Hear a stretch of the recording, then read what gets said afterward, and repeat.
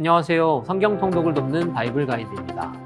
오늘은 이스라엘의 주변 민족들을 살펴보려고 합니다. 성경 통독을 하다 보면 반복해서 나오는 민족들이니 잘 정리하는 계기가 되시면 좋겠습니다. 고대 이스라엘은 가나안 지역에서 다양한 민족들과 함께 존재했습니다. 이스라엘과 주변 민족들은 서로 교류하기도 하고 전쟁을 하기도 했습니다. 성경에서는 주변 민족들과의 이런 마주침이 이스라엘을 타락하게 만드는 결과를 계속해서 보여줍니다. 지피지기면 백전백승이라고 하지 않습니까? 이방에 물들지 않으려면 내 것이 무엇인지, 그리고 저들의 것이 무엇이었는지를 확실하게 알아야 합니다. 이스라엘은 왜 이방 종교와 문화에 영향을 받아 타락했던 걸까요? 오늘은 이스라엘 주변 민족들 중 이번 주 통독 본문에 나오는 모압과 암몬, 아말렉, 블레셋 민족을 함께 살펴보겠습니다.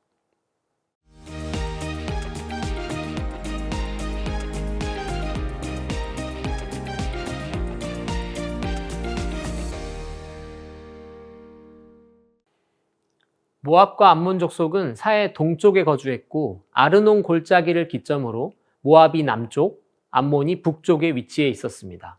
모압과 암몬은 아브라함의 조카 롯이 두 딸을 통해 얻은 두 아들들의 후손입니다. 첫째 아들이 모압, 둘째 아들이 베남미였습니다. 모압의 후손들이 모압 족속이 되었고 베남미의 후손들이 암몬 족속이 되었습니다.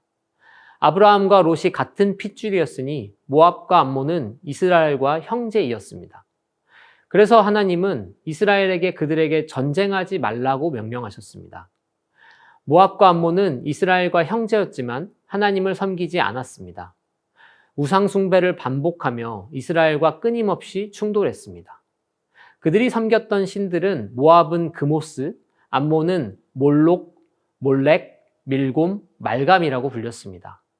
암몬의 신들이 다양한 이름으로 불린 것은 이 단어들이 히브리어 멜레크, 즉 임금이라는 단어에서 파생된 말들이기 때문입니다. 몰록의 종교의식은 인신제사를 드렸는데 어린 아이들까지도 불에 바치게 하는 것이었습니다. 왕하 3장에 보면 모압왕 메사가 그모스에게 아들을 제물로 바칩니다. 모압이 섬겼던 신은 그모스였지만 몰록의 제의를 행한 것입니다. 이것을 보아 그모스와 몰록, 밀곰은 유사한 종교적 관습을 가진 것으로 보입니다. 더 나아가 그모스와 밀곰은 각 족속의 주신들이고 몰록은 단일신이라기보다는 가나안과 페니키아 등지에서 발견된 이 인신제사의 형태를 일컫는 것으로 보기도 합니다. 이 몰록 제의가 이스라엘 신앙 안에도 들어와 사사 입다가 자기 딸을 인신제사를 바치는 모습을 사사기에서 우리는 보았습니다. 이 입다가 모압과 암몬에 이웃한 길르앗 출신이었다는 사실을 주목해 보면 몰록 제의가 그들에게는 상당히 매력적인 것으로 여겨졌다는 사실을 알 수 있습니다. 사무엘상에서 모압 족속과 관련이 있는 사건은 다윗이 모압 미스베로 피신한 사건입니다. 다윗이 자기 부모를 피신시키기 위해 모압을 택했다고 말합니다. 그 이유는 다윗의 증조모가 룻이었고 룻은 모압 여인이었습니다. 다윗은 모압 족속들과 혈연적 관계를 가지고 있었기 때문입니다. 또한 사울이 모압과 적대적 관계에 있었기 때문에 모압으로 피하는 전략적 선택을 한 것이기도 했습니다. 그러나 하나님은 이를 기뻐하지 않으시고 다윗에게 다시 유다 땅으로 돌아가라 명령하십니다. 사무엘상에서 암몬 족속과 관련 있는 성경의 사건은 사울이 암몬 왕 나하스와 한 전쟁입니다. 이스라엘을 모욕하는 암몬 족속을 하나님이 물리치십니다. 암몬은 원수의 눈을 빼려고 하고 아이벤 여인의 배를 가를 정도로 잔인한 민족들이었기 때문입니다. 하나님은 이스라엘이 이런 암몬과 모압 족속들의 종교와 문화를 받아들이기 원치 않으셨습니다. 하나님만을 믿고 약한 자들을 선대하는 이스라엘이 되기 바라셨습니다. 아말렉은 구약 성경에서 가장 미스테리한 민족입니다. 성경 곳곳에서 아말렉이 등장하지만 그들이 거주했던 곳과 섬기던 신을 명확하게 알 수는 없습니다. 그래서 일부 학자들은 아말렉이 실존하는 민족이 아니라 이스라엘의 대적자들을 상징적으로 지칭한다고 말합니다. 역사적 기록에서 아말렉이라는 민족이 구체적으로 확인되지 않기 때문입니다. 성경이 역사책은 아니지만 성경이 증언하고 있는 역사를 상징적으로 간주하기보다 성경 자체가 증언하고 있는 범위 내에서 이해하는 태도가 신앙인의 자세입니다.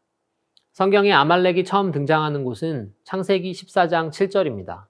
그들이 돌이켜 엠미스밧 곧 가데스에 이르러 아말렉 족속의 온 땅과 하사손다말에 사는 아모리 족속을 친지라. 아말렉 족속들의 거주지는 엠미스밧 곧 가데스 부근이었습니다. 가데스 부근은 오늘날 유다 남부 네게브 사막 지역입니다. 또 사무엘상 15장 7절에 보면 사울이 하윌라에서부터 애굽 앞 술에 이르기까지 아말렉 사람을 치고 라고 말합니다. 고대 애굽 땅의 경계였던 시나이 반도 동북부와 오늘날 사우디아라비아의 히자즈 산맥을 일컫습니다. 즉 아말렉은 가나안 남부 지역 어딘가에 거주했다는 사실 정도만 알 수 있습니다. 사무엘상에서 아말렉 족속과 관련된 사건은 사울이 하나님께 아말렉을 진멸하는 사건입니다. 하나님이 아말렉을 미워하신 이유가 있습니다. 신명기 25장 18절에 그 이유가 나옵니다. 곧 그들이 너를 길에서 만나 내가 피곤할 때에 내 뒤에 떨어진 약한 자들을 쳤고 하나님을 두려워하지 아니하였느니라.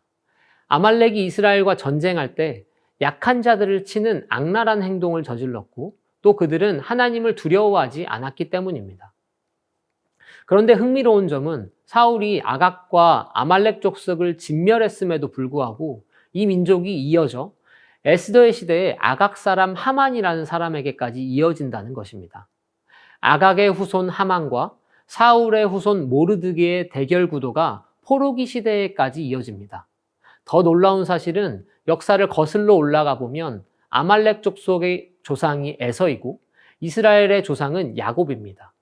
성경은 끊임없이 아말렉과 이스라엘을 대비하고 있습니다.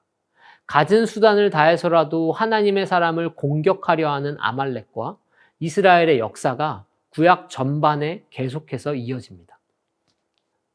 블레셋 사람들은 가나안 사람들과는 전혀 다른 문명권의 사람들이었습니다. 이들은 그리스 문명에 가까운 민족이었습니다.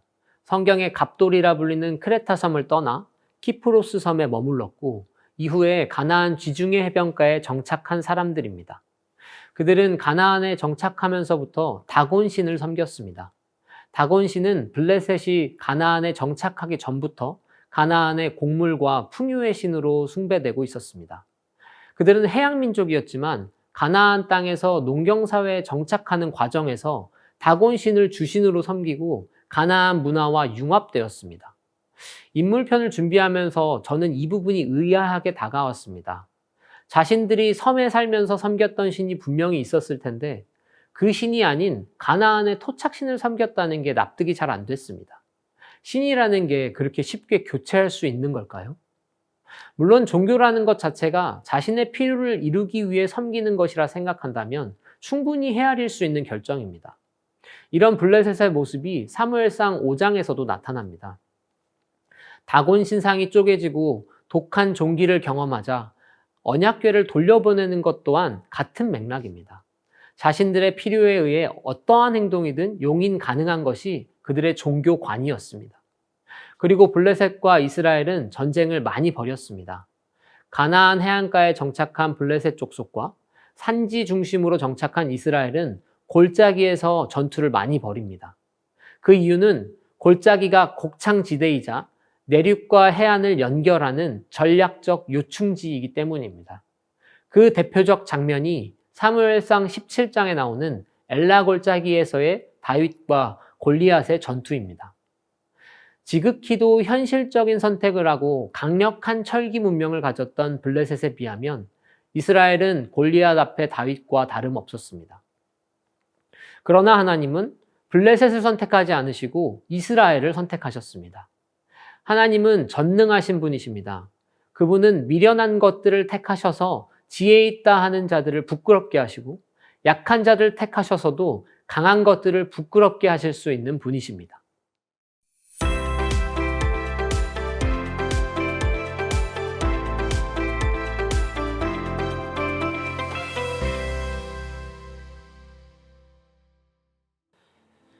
이스라엘 주변 민족들에 대한 전반적인 이야기를 나누었습니다.